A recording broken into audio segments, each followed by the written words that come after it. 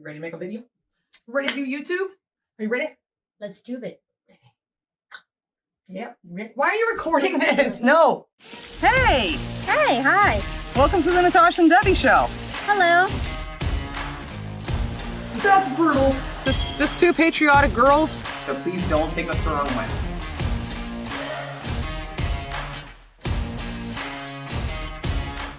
Hi. Hi, everybody. Welcome to the Natasha and Debbie show. Thank you guys so much for being here. As always, we really appreciate you. And I am just stupid giddy today because I am married to the sexiest woman on this earth. And Thank you. Well, you're very welcome. And this week is our anniversary. Yes, it is. No, 19 years on the 19th. 1919. So the day we met and started dating, essentially. So that's awesome. And we will have a video for you Wednesday. We'll have pre-recorded it, obviously, because we'll be out having fun. But we are going to have some fun. Hey. Yes. To the world, those that don't fast forward our intros, I love you more than anything on this earth. Thank you for always being my rock and for being here for me through thick, thin, bad, good, health, sickness, all that stuff. Thank you for always supporting me. You're my everything. Absolutely. You are my everything. I love you. And thank you for sticking by me. You couldn't knock me away if you tried. All right, enough of that lovey-dovey crap. If you guys like the content we put out for you, please hit the like button and consider subscribing to the channel. But don't do that just because we ask you to. Do it because you want to. And you want to stick around and watch all of our other stuff. That's right. And we want to give a shout out to everyone over on Patreon. Yes. If you don't know, we have a Patreon account. Check it out. Over there, check it out. Some good stuff. We have extra bonus content over there. That only patrons get. That's right. So today's video, I've been sitting on this one for a while. Yes. It's been in my watch later list for honestly since right around the Queen's Jubilee. Before that, I think it popped up in a suggestion, and I'm like, ooh, what's this? But thought this would be a good time to check it out. We just did the video on our first look at the London Underground, how to ride the tube. That's right. So now we're going to get in. We're going to do the Royal Train. We got trains on the brain. And those of you who follow us. Wait for that one. No, that just came out. It did. Trying to rhyme. It just happened. It was very organic. But those of you who follow us on Facebook Live, you know we got train sounds, and I'm sure some of you on YouTube can hear it. We're very close to railroad tracks. But this is Royals on the Rails, the inside story of Britain's Royal Train. Didn't know there was such a thing? Did you? Let us know. What do you know? So let's watch this together and see what we learn about this. I'm sure there's going to be quite a bit of stuff. I'm excited. I'm super excited. I want to see the inside. I want to know everything about it. I didn't know there was a Royal Train. I want to get on the Royal Train. Heck yeah. So let's dive in. Let's do it. The invention of the railway in the mid-19th century completely transformed Britain, connecting the country in ways that hadn't been possible before. Steam locomotives crisscrossed the country, carrying millions of people with relative ease and speed. But for the royal family, it was an altogether more luxurious affair. Well, I'm sure. For over 150 years, Britain's royal family have travelled in these elegant palaces on wheels. Here they are. The crap. From the earliest days of the railway, through to the Second World War and beyond, these carriages tell a fascinating story of technological innovation and exquisite craftsmanship.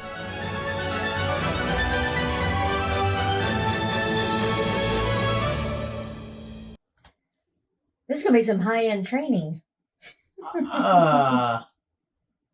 Like she said, a palace on wheels. I wasn't expecting that. No. I didn't have our trains going right now. I don't know how we can hear it. Wow. I'm already absolutely like foaming at the mouth of this. I know. I want to see more. Let's do it. I'm so intrigued. Is this at a museum? The story of the royal carriages begins here with Queen Adelaide's saloon. Yes. Adelaide was the first wife of William IV, the uncle of the future Queen Victoria. Oh. And in 1842, she became the very first member of the royal family to travel by rail. Okay. This carriage was made by Hooper and Company, who had been making horse-drawn carriages for the royal family since the late 18th century. It really shows how early passenger carriages mirrored the look of horse-drawn coaches. Looking inside, we can see that it's not a very large space, but it would have been quite comfortable, especially for the time. It even has a pull-out bed, something that may have been fitted later to accommodate Queen Adelaide's ill health. Okay. I don't know anything about her, so. As the 19th century drew on, railway technology continued to advance at a rapid rate, and the royal carriages led the way. Towards the end of Queen Victoria's reign, the royal train had a serious upgrade.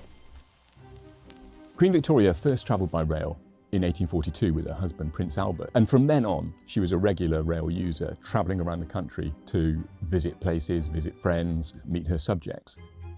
This was a carriage that was built in 1869 by the London and North Western Railway, designed by Richard Ball. It's fitted out, as you can see, in the high Victorian style, with its ornate chairs, decoration in bird's eye maple and blue watered silk, with sofas and writing table. All that blue silk, amazing. It is stunning. That blue is, talking about royal blue. Yeah, that's awesome. Which is one of my favorite colors. And who wouldn't want to ride by rail when your alternative would have been the horse and buggies? Yeah, I'm sure this was way absolutely better. Absolutely stunning. This is disgustingly beautiful. I just made that up. It was because she also worked in here as well. Oh, she worked on it. While travelling by first class could be pretty luxurious, this is another step again in terms of the decor, the fittings, and of course the service that Queen Victoria had. You can see a little button here. She'd press that and one of the attendants would come, and if she pressed this one, her dresser would come. That's awesome. But we do know that she enjoyed travelling in this coach. It was her favourite of all her royal carriages. It was the one in which she took those long journeys up to Balmoral in Scotland. We know at one time, for example, that she read Jane Eyre while travelling on this coach. But it's not just the decoration that makes this carriage special. It also embraced the new inventions of the time. Queen Victoria wasn't always enamoured of some of the latest technologies. For example, the LNWR, London and North Western Railway, fitted this carriage with electric lighting, but she didn't like it and wanted to go back to the old oil lamps and candles that she preferred. She also wasn't so keen on travelling at high speed. She preferred to travel at 40 miles per hour during the day maximum, or 30 miles per hour during the night, but trains at that time could travel much faster than that. So one of the things the railway company... I guess maybe it was too bumpy to go any faster. We all have our Probably. perks. That's how I was thinking. Yeah. We all have our perks. This is fascinating. Wanted to show off when they built carriages for the royal family was the quality of their rolling stock, the quality of their construction, and they fitted them out to the highest style. For example, something you wouldn't have got in every carriage in the 1860s, this is a royal toilet, and behind is a sink. So although it's a very ornate throne room, we're not so sure that Queen Victoria ever used it because she didn't like eating, she didn't like going to the toilet, she didn't like moving between carriages on the train. So she was a little bit wary of some of the new technology. But despite her slight reluctance, Victoria was a regular traveller, and her long relationship with the railways helped define how the monarchy would use them into the 20th century. This is the coolest thing ever to me. Queen Victoria's eldest son, Edward VII, took the throne in 1902, becoming the first monarch to have been born into the railway age. He wanted something more modern than his mother's now very dated carriage, and so commissioned this vehicle. I don't see nothing dated about King her Edward carriage. VII's not someone that we particularly remember very much now. He's the current Queen's great-grandfather, but in relation to the royal train, he's one of the most important. Unlike Queen Victoria, trains are part of his life from the very beginning. This is one of 5 vehicles that make up a rake of royal train carriages. The idea was that the train would function as a base of operation for the monarchy, travelling around the country for both leisure and for business.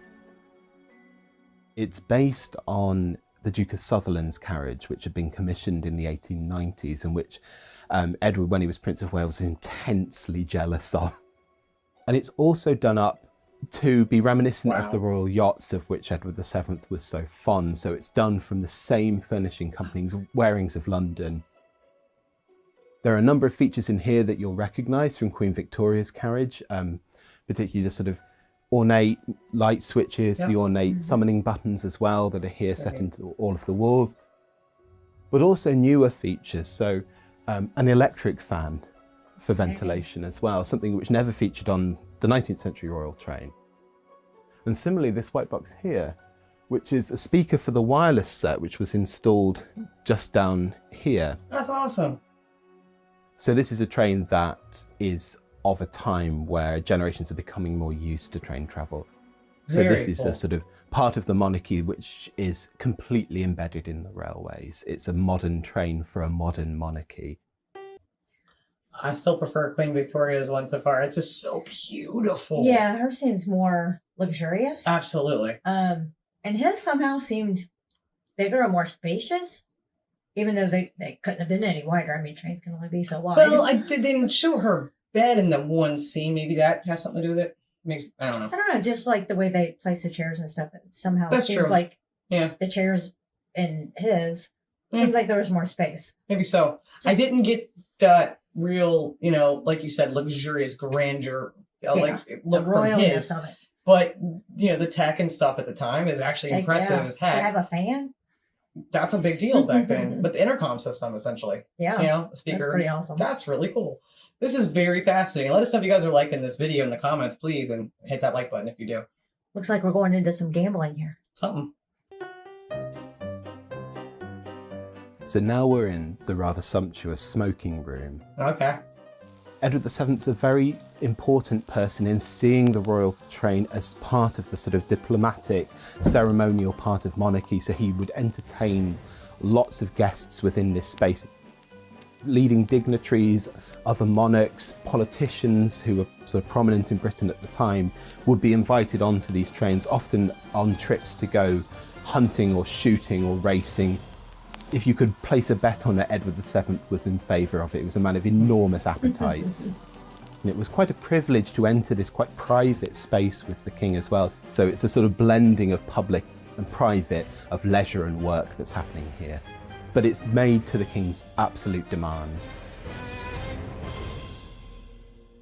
Edward regularly used this carriage, but it was during the First World War that the royal train really came into its own.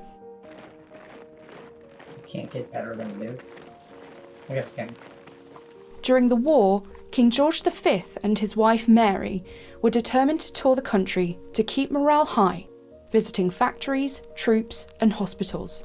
Awesome. George V and Queen Mary were inveterate visitors. They made it their mission to almost be constantly on the move.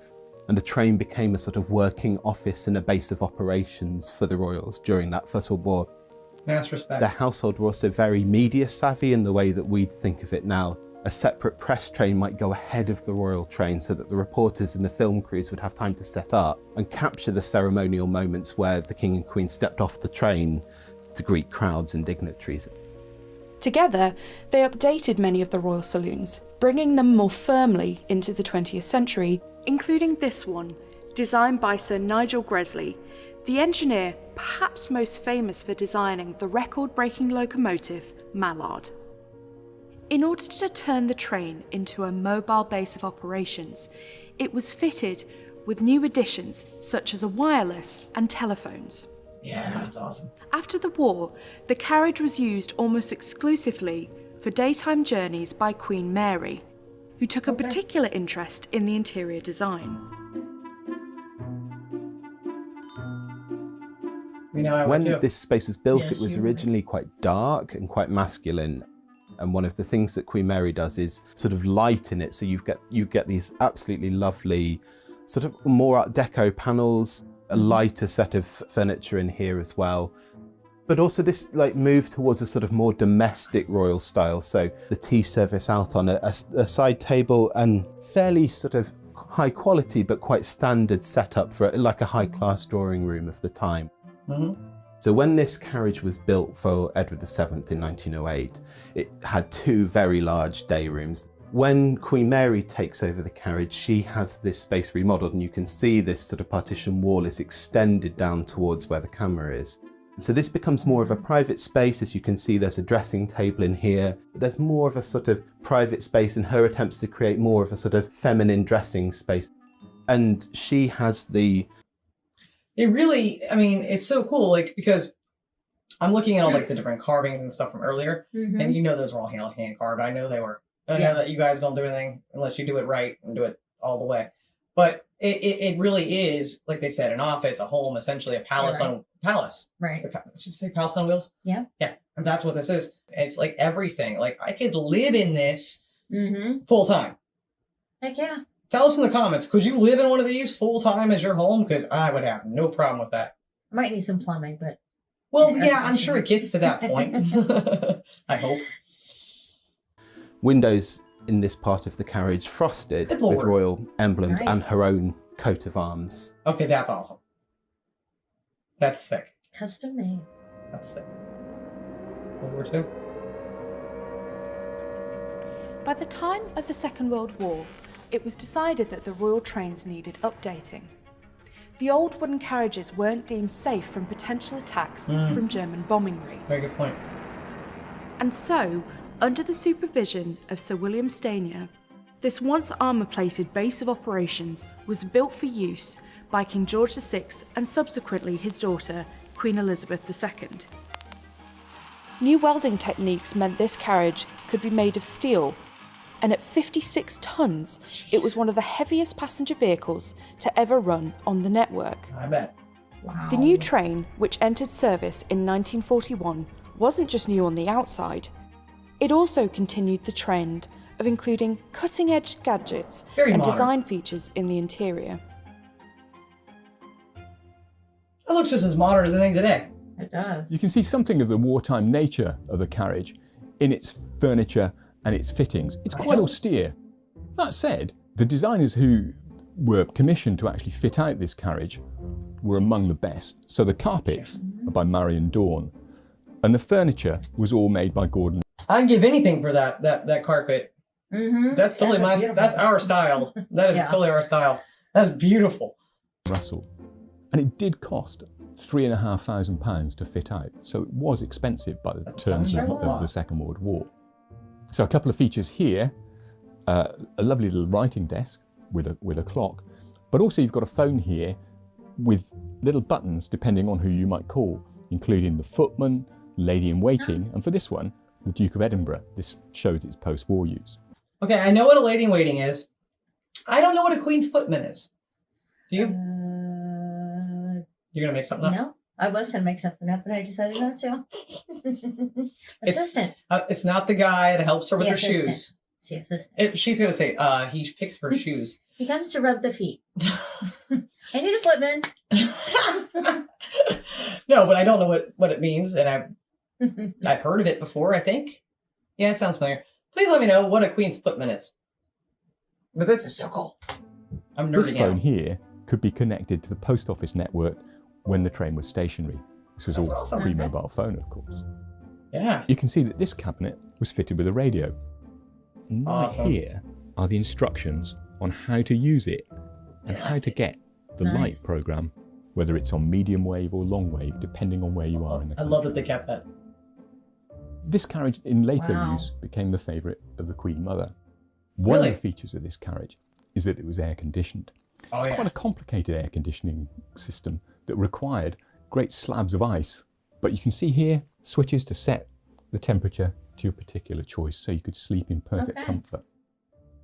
So right next to the bedroom is an ensuite bathroom with a sink, a toilet. In World War II time period? Here's the plumbing. And look, a bathtub. I told you would get there. I know. And a bath. Quite unusual. Where's the shower head? Perhaps the most interesting feature on it is this little red line here, which shows the depth of water that you were to fill the bath to. Some say that was because of wartime austerity, that the king, the queen, wouldn't use too much water. But there's quite a practical reason as well. If there was too much water, it would come sloshing out over the bath. And actually, there were instructions given to the drivers not to go too fast when the king or queen would be taking a bath. Okay. That's really cool. I love little things like that. It's so interesting to hear stuff like that. The details. Yeah. From the elaborate decoration of a Victorian palace on wheels, beautiful, through to armour-plated wartime vehicles, the royal carriages tell a story not only of the monarchy, but of the evolution of Britain's railways. And it's all preserved for future generations here at the National Railway Museum. Which is where? Oh, what? No, we're done? How did that even happen that we're done already? I want to see more. But that's not fair. Oh my gosh, I was just like getting settled in my chair here. I mean, I even got a pillow for you guys and all. There goes my earbud. Whatever. I'm mad. I am mad. Yeah, that didn't seem like enough. Where is this railway museum? I'm assuming London because everything seems to be. That's royal, so it probably would be in London. Well, dear Lord, that was just the coolest thing ever. I thought they were maybe going to show more. I don't know. That was just really cool. Like that last one, the first one, the Queen Victoria's, that blew. My personal taste would have been the last one. Queen Elizabeth II's. I liked her design better. You mean, I think those are Dad's, and I think it was both of theirs. Well, she used it last, yeah. So yeah, I expected her to have a whole separate, a couple of different cars in there. Trains have never really interested me that much because they've been around my face my whole life, and you hear them all the time. But I have an interest in the passenger cars and things like that. And I didn't realize how strong that interest was until just now. Have you never been on a train? At the zoo. Okay. When I was a kid. Like a real train, no. I photographed them, but I've never been on them. But Queen Victoria's choice of color, of fabric, of design, that just, oh my gosh, you guys, that is stunningly beautiful. How many of you been to the Railway Museum? Let us know. And anything about it you have to tell us, please give us more information. This was all, like I said, 100% new to us. And yeah, I've never been on a train. I knew that. A train once, but it didn't really count. Yeah, she went on a Thomas the Train thing. Just a little kid's train going like 20 miles an hour. Yeah, I did. Well, and again, around our area, it's not really a thing that we use for public transportation. But if you guys like that video, please hit that like button. Consider subscribing to the channel. It's just really cool to see the different, time periods, the evolution of the technology and things, and hearing how Queen Victoria was just like, yeah, I really like all this stuff so much. Yeah. There's so many questions I have left. Like, I just didn't expect it to abruptly end like that. I know. We'll have to find another video. Were you allowed to, get in there? I would assume so. But then again, they're wearing gloves, so who knows? Yeah. Let us know. Again, I have so many questions, and I'm going to stop now because this video will be 30 more minutes long of all the questions I have to ask. But I have one more question. Did they show all of it? All of the different ones of the different royals, all the different carriages? Let us know. If you do know. And where do they typically go with the train? I mean, just all around, and why, and when would they use it? Okay, I'm sorry now. I really enjoyed that video, if you can't tell. Just really neat, really cool. So yeah, let us know what you thought. And we will be back Wednesday, as we said before. It'll be pre-recorded though for our anniversary. So happy anniversary to us! Yes, yeah. Celebration week. It's celebration week for sure. And we will see you back then. Thank you guys always for your continued support. Again, we get a lot of questions lately. A lot more of this question has been coming up, which is, where's your P.O. Box address? We want to join. Where's the link to Patreon? You can find all those things and more in the description of every video we have. We will see you all Wednesday. That's right. And until then, as always, please, love like Jazz. Be as strong as Tyson. Thanks for watching. Bye. Bye.